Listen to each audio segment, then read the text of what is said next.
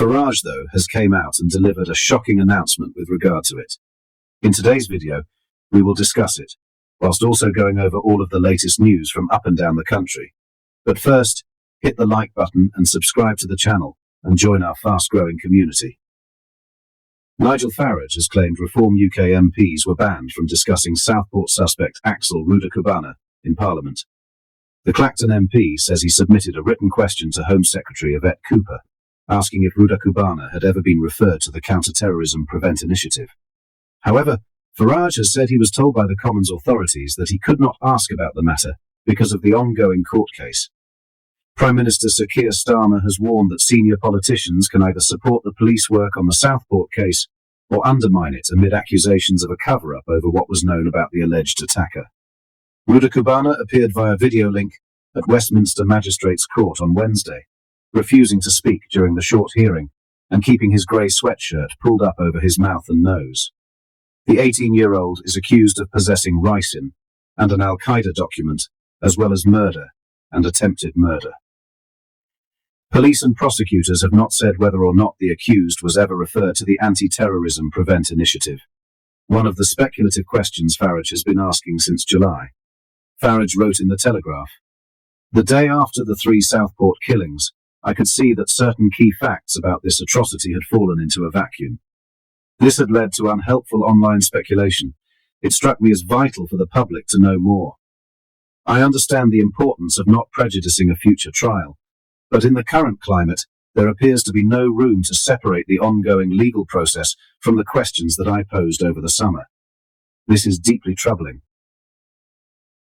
Farage said that on Wednesday, his Reform UK colleague Richard Tice was selected to ask a question of Starmer at Prime Minister's Questions in the Commons. He wrote, "That morning, he received 3 panicked emails from the Commons authorities asking what the content of his question might be. Then, an hour before PMQs began, he received a telephone call in which he was told not to ask anything about the man accused of the Southport attacks. This point was reinforced strenuously by the Speaker in the Commons just before PMQs began. Parliamentary privilege was effectively withdrawn.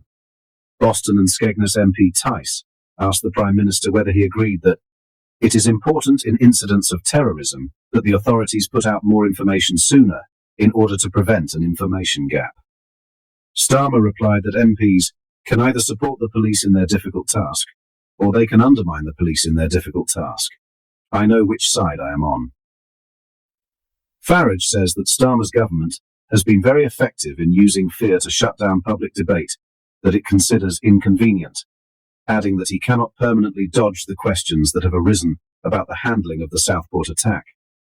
As well as the 2 charges announced on Tuesday, Rudakubana is accused of the murders of Alistair Silva Aguiar, 9, Baby King, 6, and Elsie Stancombe, 7, who were stabbed during a Taylor Swift-themed dance class in Hart Street, Southport, on July 29th. He is also charged with the attempted murder of 8 other children, instructor Leanne Lucas and businessman John Hayes, and possession of a knife. He will next appear at Liverpool Crown Court on November 13th. Independent reviewer of terrorism legislation Jonathan Hall KC called for the government and the police to be more open about criminal cases in the wake of the row. Hall told the BBC Radio 4 Today programme, "The government has to be aware and will be aware that if there is an information gap, particularly in the mainstream media, then there are other voices, particularly in social media, who will try and fill it. I would always say to the government, and do say to the government, as I say to the police, if there is information that you can give, put it in the public domain, and be really careful that you don't fall into the trap of saying, we can only say zilch because there are criminal proceedings." What are your thoughts on this? Let me know in the comments. In other news, Labour's Chief Treasury Secretary Darren Jones has defended the party's controversial inheritance tax changes for farmers. Speaking to the media, Jones explained the new scheme, which allows the first £1 million to be passed down tax-free.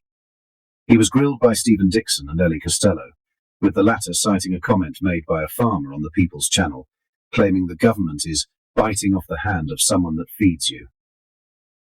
For estates valued above this threshold, a reduced rate of 20% inheritance tax will apply.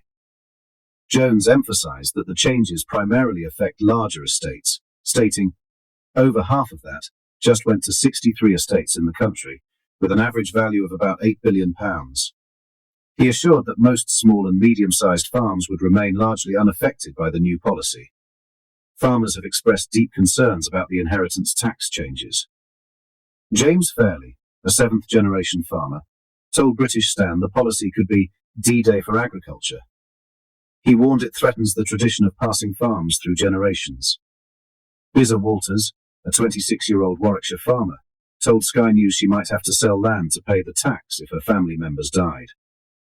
The National Farmers Union president, Tom Bradshaw, said the policy will snatch away the next generation's ability to produce British food.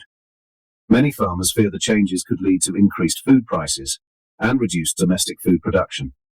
However, some experts argue that concerns over the inheritance tax changes may be overblown. Analysis by the Centre for the Analysis of Taxation suggests only 200 estates out of 1,300 a year claimed more than £1 million in relief between 2018 and 2020. Aaron Advani, Associate Professor of Economics at the University of Warwick, noted that married couples owning a farm together could qualify for up to £2 million in relief. Robert Palmer, Executive Director of Tax Justice UK, stated that the vast majority of APR goes to the wealthiest families, many of which don't have much to do with farming. The National Farmers Union, NFU, is planning a protest in London against Labour's inheritance tax changes.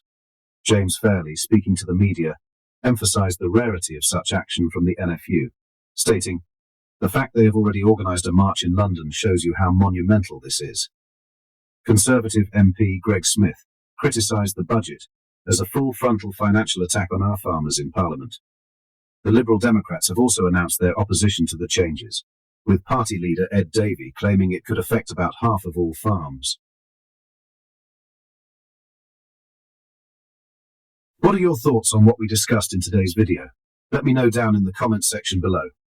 I want to say a quick thank you for all the support on this channel. We are growing very fast and are getting closer to our goal of 100,000 subscribers. We want to spread the news that the mainstream media refuses to show. If you've not yet already, make sure you do drop a like on this video and subscribe to the channel for more British content. Thank you. Take care. Goodbye.